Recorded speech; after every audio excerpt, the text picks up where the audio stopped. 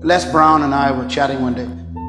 If you want to be successful, do not seek success. Procrastinating. I need to deal with that. Seek to become a person of value. Don't seek success. Make yourself valuable and they'll pay for you. Make yourself just like gold. In other words, develop a gift in your life. Become so valuable to everybody else that they will pay you to perform it. The key to achieving your vision is discipline. And this scripture found in Proverbs 29, it says, where there is no vision, the people perish. Blessed is the man who keeps the law. Where there is no vision, people throw off restraint. That's what that word perish means.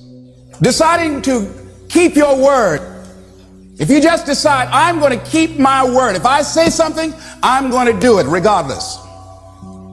Being more considerate, more trusting, more disciplined, being less fearful, being more adventurous.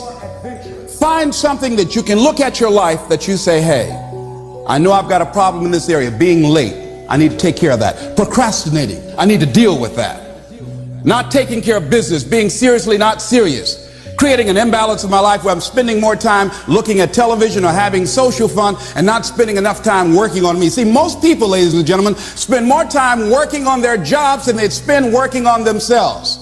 So the key to your life is finding a vision that imposes discipline on you.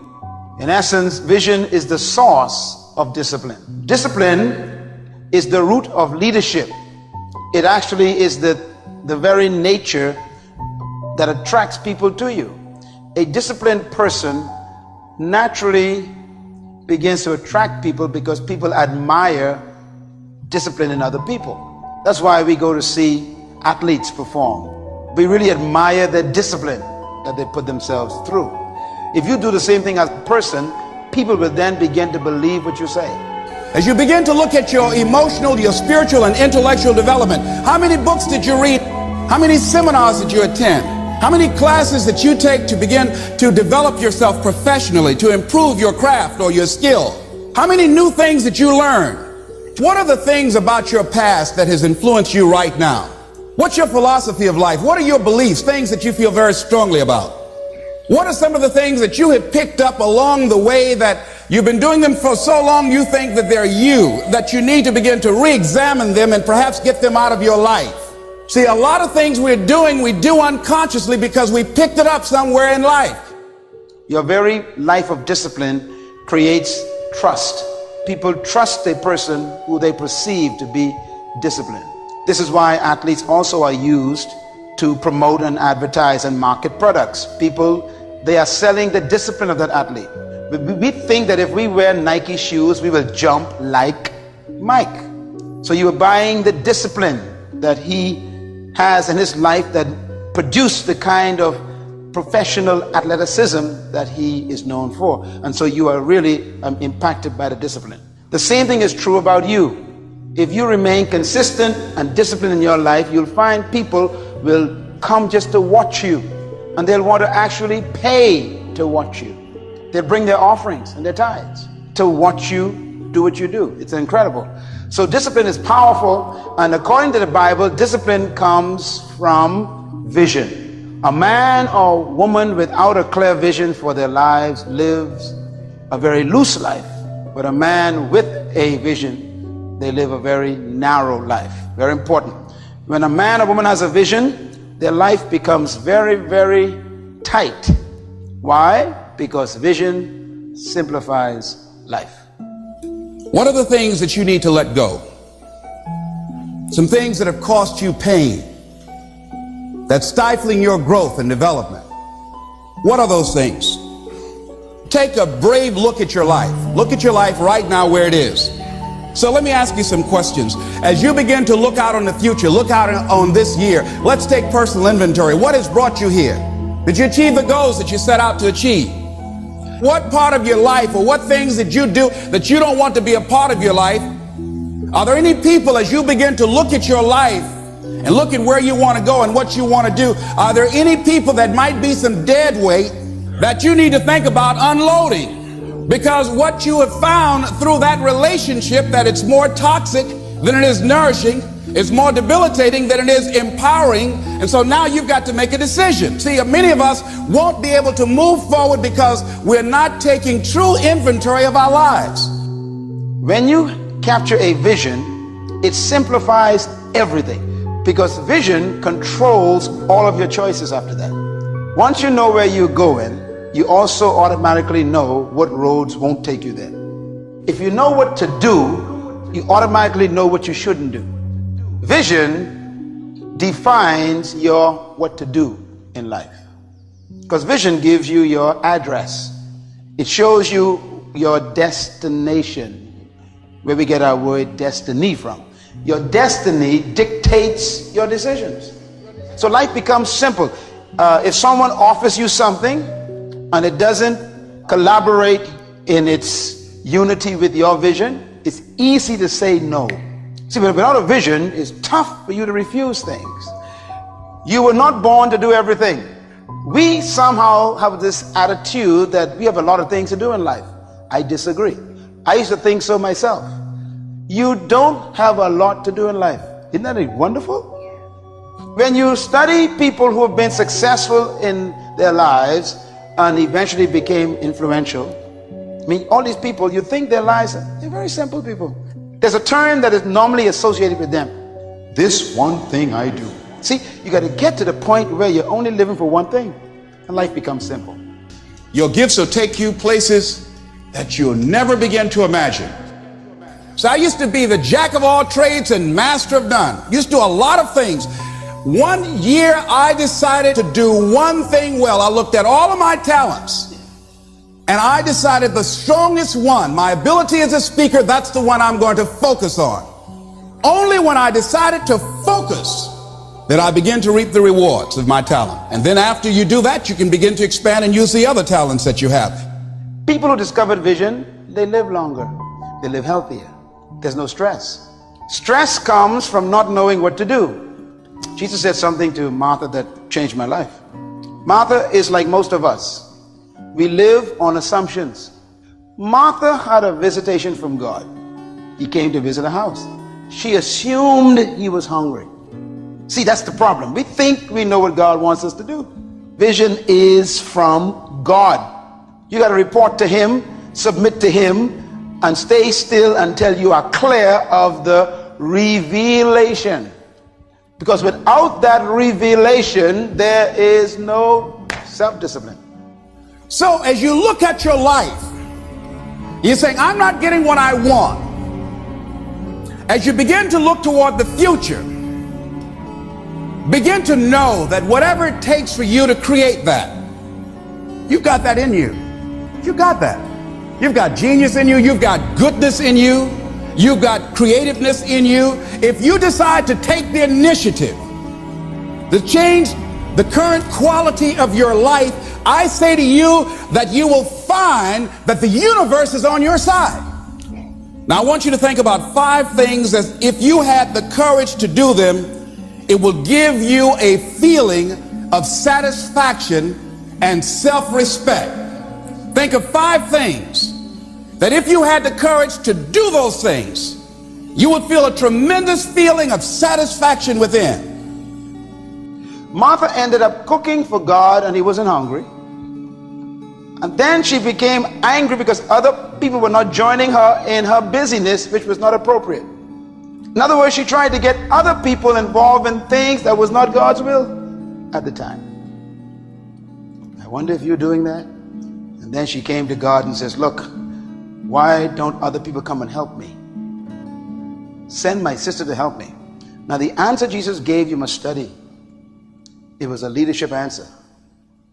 He said, Martha, you are so busy about many things. That's what your life is like. All of you who have known me for the past 20 years, you know that I haven't changed.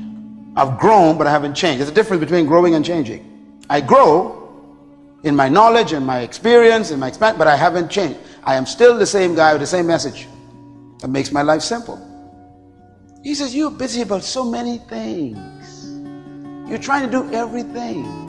You're trying to be everybody and trying to be everything to everybody. And then he said to her, Martha, big words, only few things are necessary. Let me ask you a question. Are the things you've done for the past 11 months, were they necessary? Don't answer it, just think about it. You might be shocked at your answer. As you begin to look at yourself and look at where you want to go with your life, it's very important for you to ask yourself a question as you look at various areas of your life. Is what you are doing right now, is it giving you what you want? If it's not giving you what you want, it's going to take courage to decide to do something differently. It takes courage to enjoy yourself. What are some of the self-defeating behaviors that we become involved in that prevent most people from enjoying themselves? Some people develop the "what's the use" attitude. Why bother? Some people have the "I really don't care."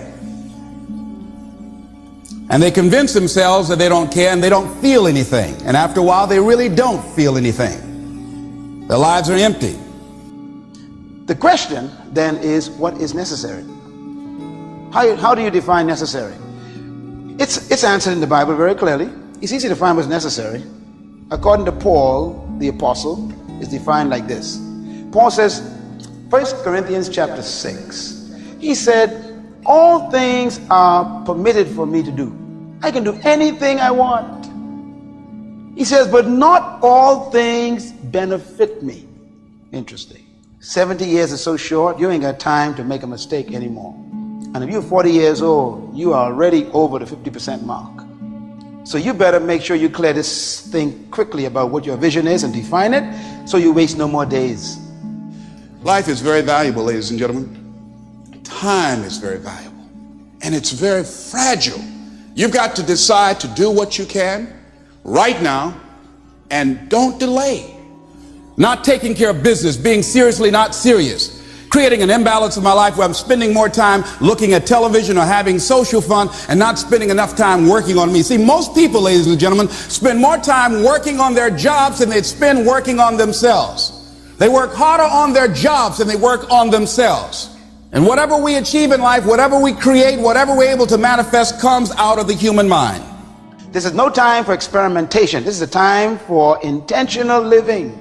You've got to know where you're going now. This is too late to take detours and go through corners you ain't supposed to go through and wondering how to get there. You better know your destination, because you ain't getting no younger. See, there's some people in your life who are not necessary. Some of you got the wrong company, and they've eaten up your time, wasting your time, eating with them and playing with them and watching TV with them and going to clubs with them and going out to conferences with them, all this stuff. And God is saying, look, you're still not getting where you're supposed to get to. These people are distractions. A lot of people don't ever do the things they're capable of doing because they allow themselves to go along with the crowd, following the crowd. Many people have things they want to do, and they find themselves in relationships with people who are addicted to mediocrity, and they allow their behavior to influence their behavior. Many people don't do it because of the fact that they allow their lack of self-confidence to immobilize them. I remember when I wanted to go into business for years, that was an agonizing thought in my mind. I wouldn't try it because I didn't believe that I could make it. Some people say, well, it's really not worth the hassle. Just too hard. It doesn't bother me anymore. The fact that I'm not living out my dream. The fact that I'm capable of doing more and I'm not doing it. The fact that I'm content but I'm not fulfilled. The fact that I'm not living my dream. Some of the books you have been buying are not necessary.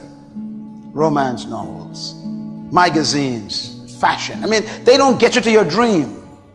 You see, when you have a vision, it simplifies life. You can walk up to a bookstore shelf and know exactly what books not to buy. See, vision dictates everything. The statement here, I'm sure you know it well, right? Jack of all trades, master of none. Everything that you do is supposed to be motivated by your vision. Everything. Vision is supposed to be the source of your human motivation. It simplifies your life. Do you know why most people are actually poor? I know why they're poor. Poverty is not a problem, it's a result. Most people are poor because no one knows who they are. What do we mean by that? Vision helps you identify yourself before the people in the world.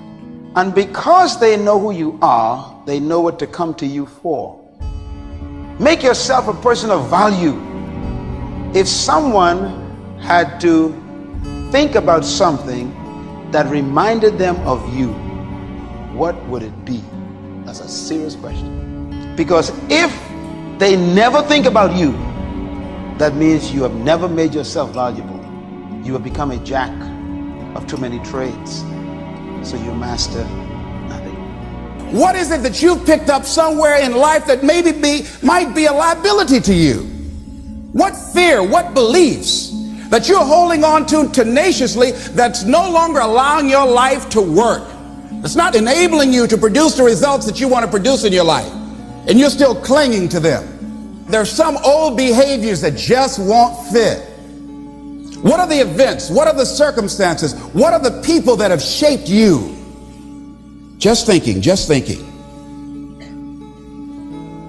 What are the things that you need to let go? Some things that have cost you pain, that's stifling your growth and development. What are those things? What do they think about when they call your name? Your problem is they don't think about you at all.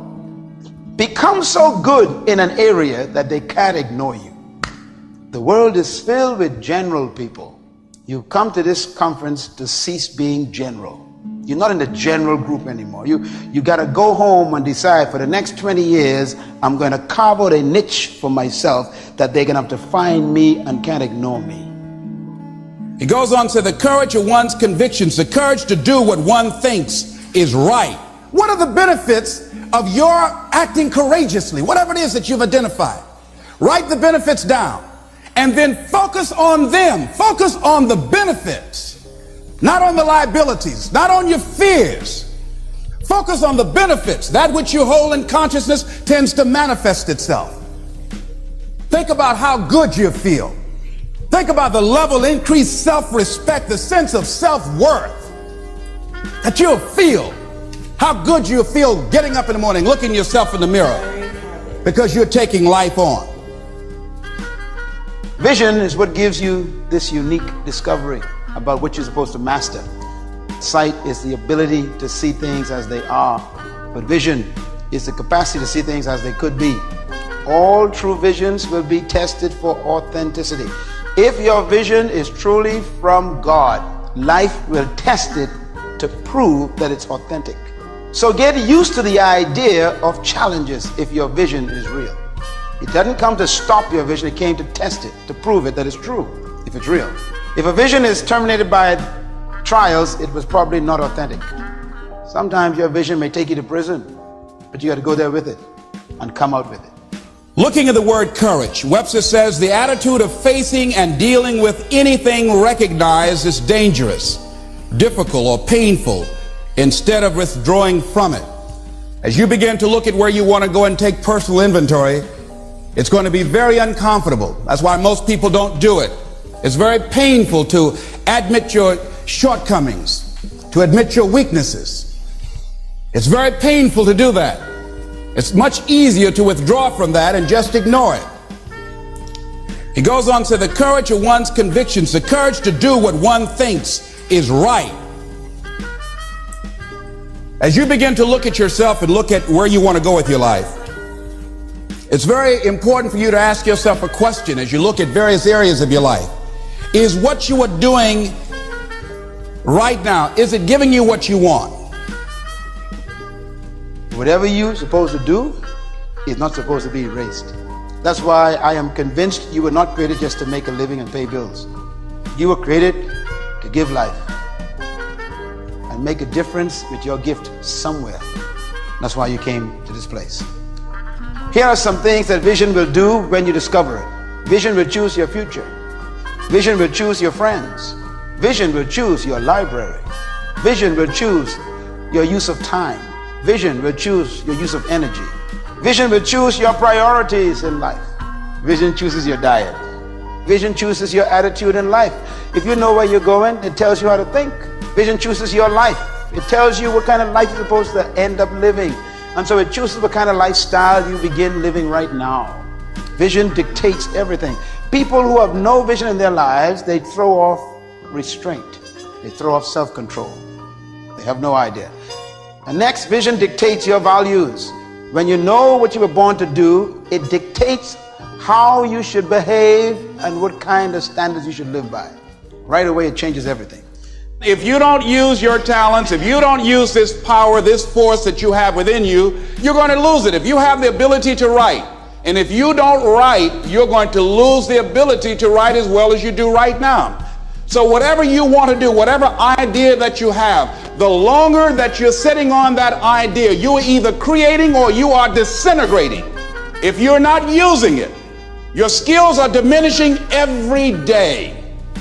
You were born to find out what is right for you. When you find out what is right for you, then that's what's right for you. Everything else may be just good or wrong. So preoccupation with a good thing is no substitute for the right thing. Stay with what you're born to do. How much are you willing to pay to keep what you believe in?